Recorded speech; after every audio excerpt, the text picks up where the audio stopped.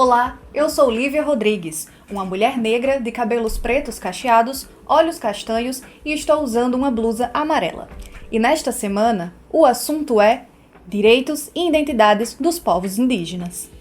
Olá, eu sou Rebeca Marinho, eu sou uma mulher parda de cabelos longos e eu estou vestindo uma blusa cinza e uma calça preta.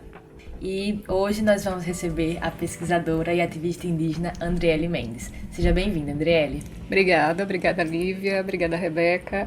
Bom, eu sou uma mulher de pele também parda, mas autodeclarada indígena. Tenho cabelos nas alturas do ombro, castanho, e estou usando uma roupa preta com alguns adereços indígenas. Bom, para a gente começar, eu queria que você falasse um pouco sobre a sua atividade acadêmica e o que motivou você a pesquisar comunicação dos povos indígenas originários. Essa é uma pergunta muito interessante, Rebeca, e eu vou precisar só voltar um pouquinho no tempo para introduzir como eu cheguei a pesquisar os povos indígenas. Bom, eu comecei no jornalismo aos 16 anos, aos 19 eu já estagiava num veículo de comunicação. E aí eu lembro de chegar em casa, depois de passar o dia na redação, e a minha mãe dizer muito efusiva que tinha se autodeclarado indígena para o censo do IBGE. Foi o primeiro censo que chegou a contar a população indígena, né, no Brasil.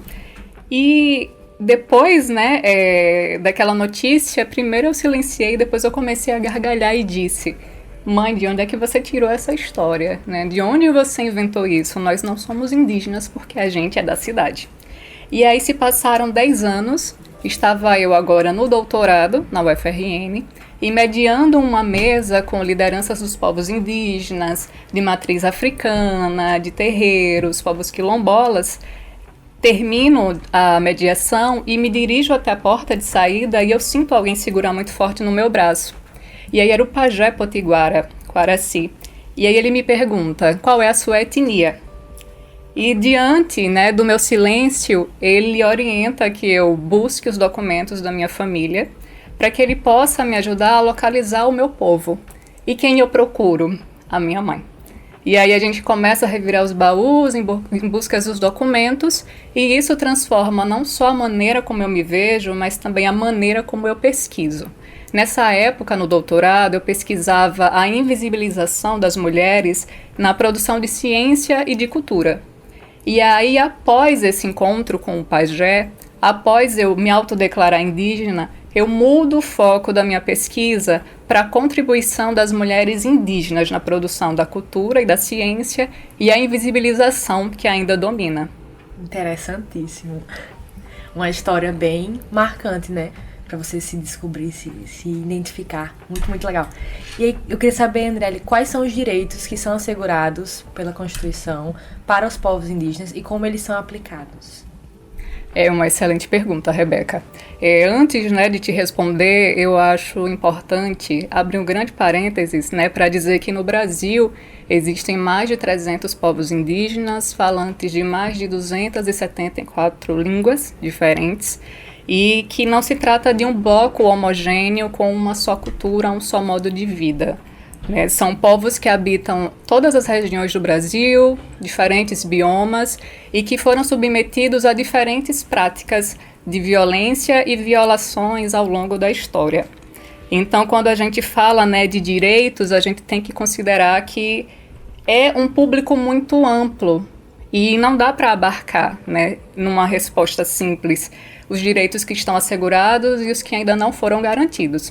Mas o que eu posso te dizer é que a Constituição, ela garante alguns direitos, como, por exemplo, o direito de utilizar a terra tradicionalmente ocupada, o direito a gozar de uma saúde diferenciada a partir de um subsistema de saúde voltado para os povos indígenas, o direito de acessar uma educação escolar indígena diferenciada também, que leva em consideração as especificidades de cada comunidade e tecida em conjunto com os atores que vivem naquela comunidade.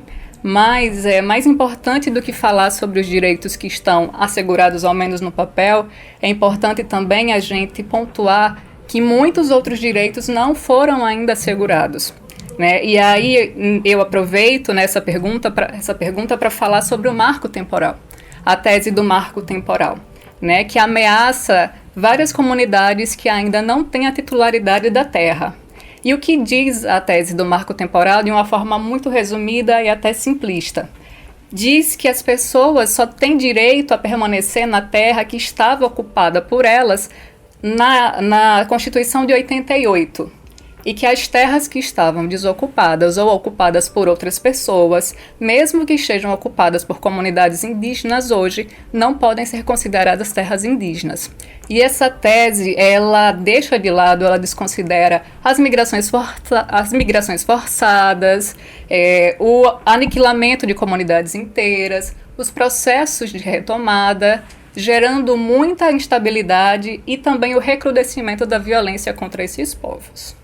E os processos de migração também, como você falou, né, de muitas pessoas indígenas que migram de cidades para outras e que alguns ainda não são demarcadas, inclusive o Rio Grande do Norte é o único estado do Brasil que não tem terras demarcadas.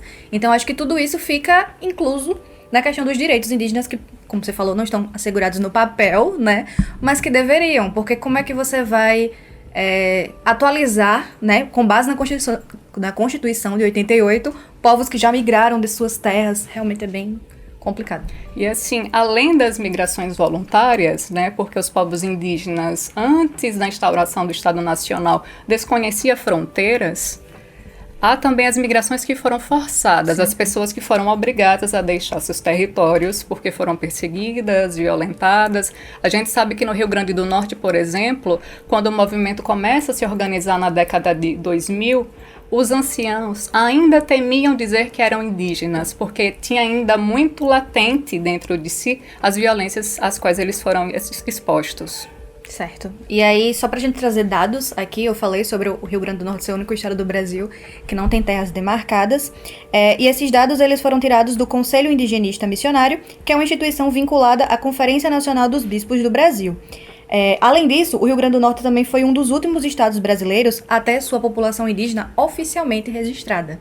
E aí, diante desse cenário, eu queria perguntar para você, você falou um pouquinho mais ou menos sobre a sua identidade, mas como é que a gente torna possível fazer o processo de retomada, conseguir se identificar, né, enquanto indígena, conseguir o registro de indígena, porque é importante a gente falar aqui dessa questão, que não é simplesmente você se reconhecer enquanto indígena. Você precisa ter o reconhecimento do seu povo, né? Precisa ter o registro. E aí, dentro de um estado que não tem terras demarcadas, como é que funciona? É importante dizer que, embora ainda não existam terras demarcadas, já existem oficialmente reconhecidas pela FUNAI 22 comunidades, né, distribuídas por todas as micro-regiões do nosso estado. E como é que se dá esse processo de reconhecimento? A autodeclaração é um primeiro passo, você se autodeclarar indígena a partir, né, das pistas que foram deixadas pela sua ancestralidade, pelos seus antepassados, pais, avós, bisavós. No meu caso, minha mãe tinha essa memória ainda muito presente e isso facilitou o meu processo. É importante estar em contato, em diálogo com essas comunidades já estabelecidas. E aí tentar entender de onde vieram seus antepassados, qual município eles nasceram, para onde eles migraram, e estabelecer realmente um diálogo com as lideranças, participar dos eventos, porque de fato, embora a autodeclaração seja importante, ela não garante direitos, porque para você acessar direitos, você precisa do reconhecimento da comunidade, você precisa que o seu pertencimento étnico, ele seja de fato reconhecido. E como reconhecer um pertencimento étnico se essas pessoas não entram em contato com as comunidades estabelecidas, né? O que a gente observa muito no Rio Grande do Norte, que é um estado de primeiro contato, né? Os colonizadores aportaram primeiro aqui. As pessoas dizerem, minha avó, né, foi pegar no laço, foi pegar, né, a dente de cachorro, a casco de cavalo, são histórias muito comuns e que demarcam aí uma ancestralidade indígena muito forte, né? O desafio das pessoas mais jovens, inclusive das pessoas que não estão em aldeias, né, que perderam contato com suas comunidades de origem, é ouvir os seus mais velhos e tentar recuperar essas memórias para entender de onde vieram, quem são e como podem de fato fortalecer a luta indígena no nosso estado. Certo. Aqui no Tribunal de Justiça, há uma semana chamada Registre-se, que é uma semana de mobilização nacional, que inclusive ela está em conjunto com o Conselho Nacional de Justiça, e o objetivo é registrar a população socialmente vulnerável. Então, o público prioritário desse ano será a população de rua, povos originários e outras pessoas em situação de vulnerabilidade. A semana vai acontecer de 12 a 16 de maio no Fórum Fazendário. E em 2024 foram emitidas 37 certidões de pessoas de povos originários, dentre os municípios de João Câmara, Ceará-Mirim, São Gonçalo, Macaíba, Bahia Formosa e também Canguaretama. Esse é o terceiro ano que acontece o Registra-se, que a gente considera muito importante, né? Porque, assim, como a gente tá falando aqui sobre identidade, identificação, mas para ter minimamente o direito assegurado, você tem que ser registrado. Agora a gente queria falar um pouco mais sobre a sua pesquisa. Eu comecei a ler a sua pesquisa semana passada, claro que é uma pesquisa muito grande e muito densa para mim, que ainda sou leiga em questões indígenas. Eu conheço alguns ativistas e alguns autores, escritores indígenas, eu tive mais contato durante a graduação, mas ainda é um assunto que eu não tenho muito conhecimento, por isso é importante estudar. Eu estava lendo a sua pesquisa e eu achei muito interessante a metodologia que você desenvolve, né, que é a cartografia. Então, eu queria saber que você falasse um pouquinho mais especificamente sobre a sua metodologia e como ela pode ser aplicada também em outros contextos. É muito interessante, né, trazer a metodologia que foi sistematizada durante o doutorado. E aí, eu sou uma contadora de histórias, eu sou jornalista, e para explicar e para responder eu sempre recorro a histórias. E aí eu acho muito interessante como se deu, né, a sistematização dessa metodologia. Eu também sou artesã, eu também confecciono ecojoias, joias com sementes, e aí eu tinha visitado a comunidade do Marajó, ali perto, né, ali em João Câmara, e tinha recolhido várias sementes, encontrado outros artesãos, e voltando para casa, depois de triar, depois de limpar, eu fui tomar banho. E quando eu fui entrar no banheiro, me veio uma intuição, um insight, como se fosse um sussurro no ouvido, dizendo cartografia, sem o R. E aí eu respondia, né, para essa intuição, cartografia, que palavra mais estranha. E aí, né, o insight, a intuição, a voz, né, insistia, cartografia. O nome tá aí, agora você sistematize e apresente na universidade. E de fato, à medida que os dias foram passando, eu fui conseguindo sistematizar essa metodologia que é inspirada na prática dos coletores e catadores dos povos originários e também das comunidades tradicionais, e que é caracterizada pelo vínculo entre os atores que participam da pesquisa, os interlocutores da pesquisa, a implicação do interlocutor da pesquisa na pesquisa propriamente dita, não só como alguém que responde ou que é demandado, mas como alguém que pergunta, alguém que orienta, alguém que questiona, alguém que aponta rumos, e também um interesse mútuo, né, dos dois, né, na pesquisa. Não é só o pesquisador que se interessa pela outra pessoa, a outra pessoa também se interessa. E essas características, elas foram observadas durante a minha prática. Quando, por exemplo, as minhas interlocutoras, que eram comunicadoras e escritoras indígenas, na verdade que são comunicadoras e escritoras indígenas, começaram a criar um vínculo comigo, me chamavam de irmã, de parente, se interessavam pela minha história, diziam que só iam contar delas se eu contasse a minha, queriam saber qual era a minha postura dentro da universidade e chegaram, por exemplo, a sugerir que eu mudasse o título, porque era acadêmico demais, e uma série de outras mudanças, como, por exemplo, o conceito basilar da minha tese também foi problematizado a partir de uma provocação de uma delas. As três principais interlocutoras foram Márcia Cambeba, Graça Graúna, que inclusive é potiguar também, mas vive em Pernambuco, e a Aline Rochedo Pachamama.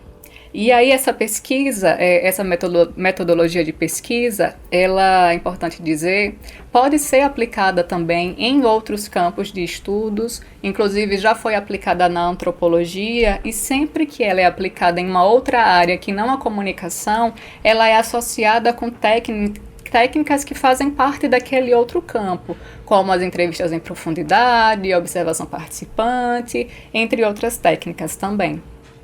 E ela funciona mais ou menos como um catálogo entre essas comunicadoras, fazendo um sistema, pelo que eu entendi, né, da pesquisa, como se fosse uma teia, né, colocando as características e as personalidades de cada uma delas. É muito interessante, as pessoas leem, né, e elas se apropriam de fato dessa metodologia, porque uma das metáforas que eu trago na tese é de um vaso de barro, né? A matéria-prima está ali, mas aquele vaso ele vai trazer as impressões das pessoas que fazem parte, né, daquele processo. No meu caso, que eu analisei as práticas mediático-comunicacionais dessas comunicadoras e as imagens que elas colocavam em circulação e como essas imagens elas enfrentavam as imagens de controle que eram, né, sobretudo generalistas, discriminatórias, racistas acerca dos povos originários, eu trouxe, né, o que eu observei nos textos, nas obras dela. Cartografia, de uma forma muito simples, é o ato de escrever a partir daquilo que a gente cata. Então, eu recolhi, né, todos esses escritos, as entrevistas, os vídeos na internet, e eu fui catando, né, as características que faziam da obra delas uma obra que mobilizava imagens que diferiam muito do que a gente está acostumado a ver na mídia tradicional, nos livros didáticos, nas novelas, nos filmes, né, que retratam os povos indígenas geralmente ou como selvagem, né, ou como pessoas ignorantes, ou como pessoas pobres, ou como empecilhos ao desenvolvimento e ao progresso. São imagens que servem para descolonizar, né, o pensamento a respeito dessas comunicadoras. Com base nisso, como é que você enxerga que a sua pesquisa ela pode trazer narrativas para combater estereótipos de racismo e de preconceito contra os povos indígenas através das comunicadoras? É muito interessante porque eu observei um duplo movimento nas obras delas. Além de trazerem personagens nos livros com uma subjetividade, com uma complexidade, com uma diversidade também de trajetórias, elas promoviam a descolonização das imagens, uma descolonização do olhar, ao se inscreverem também, não só ao escreverem, e a se apresentarem como comunicadoras, como escritoras, como pesquisadoras, todas elas acadêmicas e poetas, né? E só isso aí já quebra essa imagem, né? Que o indígena é aquele que vive na região norte, que mora numa oca, que se alimenta daquilo que pesca e que caça, né? Inclusive, eu tive muita dificuldade a me enxergar como uma pessoa indígena, porque eu nunca fui apresentada a uma obra de escritores indígenas, nem na escola, nem na universidade. Então, eu fiquei pensando, né?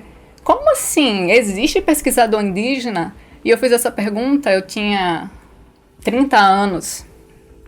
E aí é interessante observar como a cultura já vem mudando, né? E como algumas crianças já têm acessado outras narrativas desde a escola, né? São crianças que vão crescer sabendo quem são, né? De onde vieram e como podem contribuir para um mundo, né, mais justo, mais plural e que respeite de fato a diversidade da população brasileira.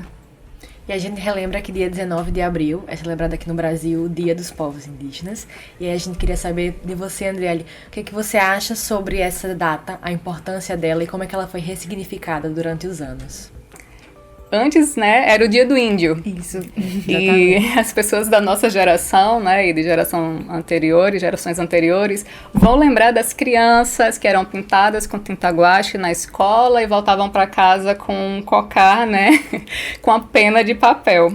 Sem nem saber o que exatamente significava aquela data, mas era preciso cumprir a agenda, né, do calendário. Então vamos comemorar o Dia do Índio, todo mundo pintadinho aqui. Exatamente. Reproduzindo justamente aquelas imagens que ainda dominavam, né, predominavam no imaginário social.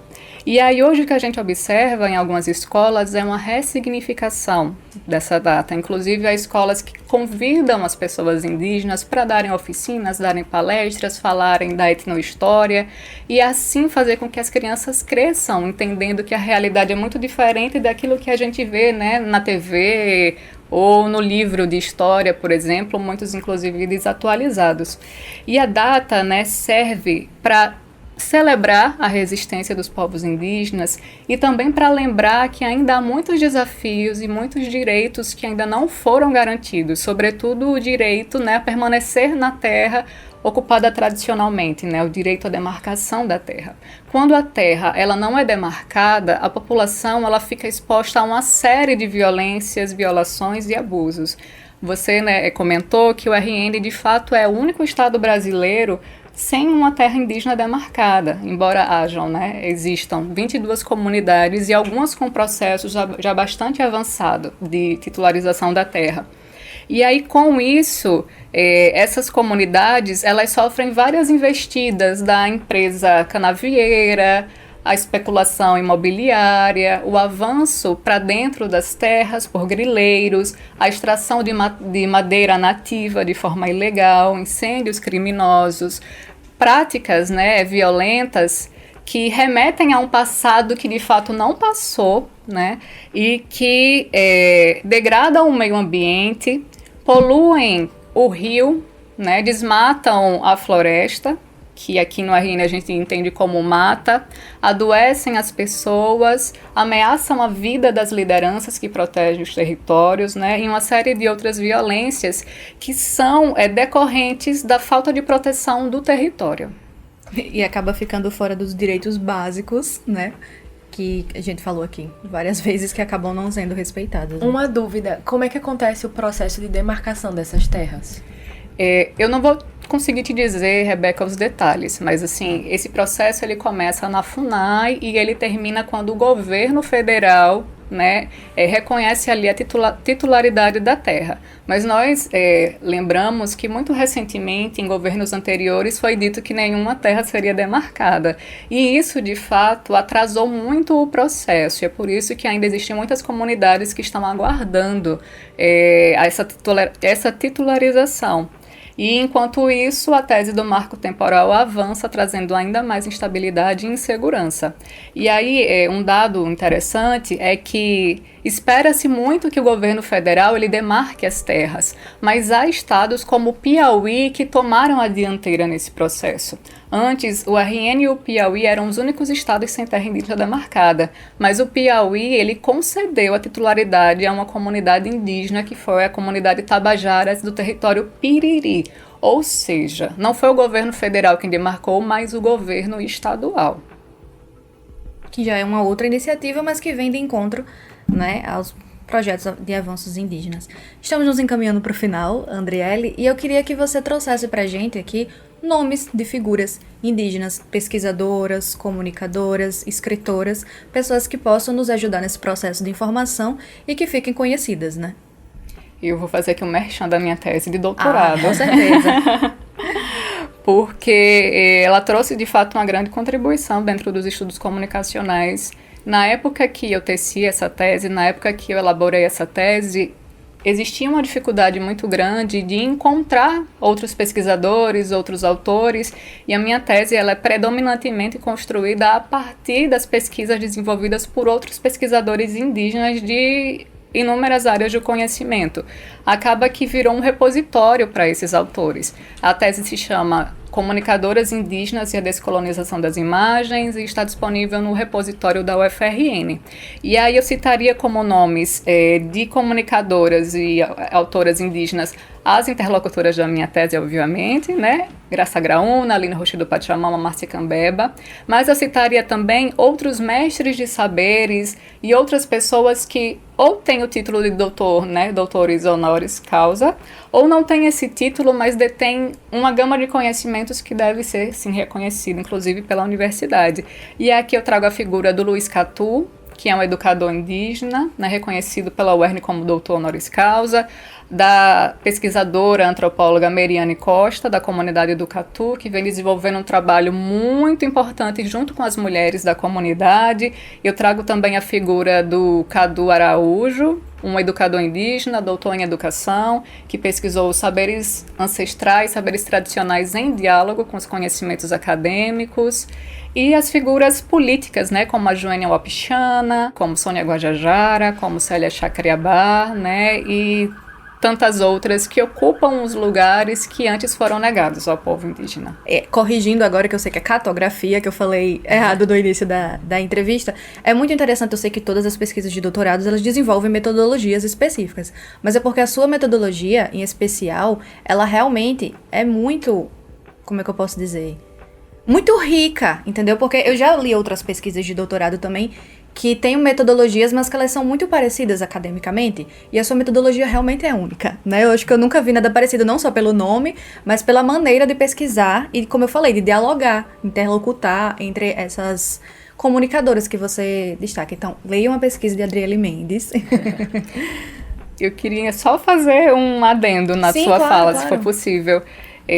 Uma amiga indígena, uma pesquisadora indígena, Meriane Costa, do Catu, ela fez um comentário durante a defesa da dissertação dela que usa, né, a cartografia para coletar as narrativas da comunidade do Catu, que foi preciso uma pessoa indígena para sistematizar uma metodologia a partir das práticas indígenas, né? Então, eu digo que eu não criei, eu apenas sistematizei a partir daquilo que eu observei, né? E os catadores estão aí, sobretudo nos territórios tradicionais, estão coletando as frutas que a gente compra na feira, estão plantando os tubérculos que a gente compra no supermercado, estão protegendo os rios que nos banhamos, né? São pessoas que às vezes fazem parte da nossa família estendida e a gente nem sabe, né? Se a gente soubesse que essas pessoas fazem parte da nossa família, a gente se juntaria a eles para proteger o rio, para preservar os territórios e para manter essa cultura viva, né? A quantidade de pessoas que temos ao nosso redor com tantas referências, só que a gente não conhece, né? Não acaba não sabendo. E tem muita gente também que tem a descendência, né? E infelizmente não consegue descobrir, porque não consegue documentos, né? Para comprovar. Interessante. Andriele, a gente vai finalizar agora com você. Foi um prazer imenso te receber, para falar de um assunto tão necessário que poucas vezes é reconhecido, né? Discutido. Obrigada pela participação e por tanto conhecimento, né? Obrigada pela escuta, foi uma satisfação estar aqui com vocês. E acompanhe os próximos episódios do programa Assunto É no YouTube e também estarão disponíveis no Spotify. E você também pode acompanhar pelas redes sociais do Tribunal de Justiça do RN.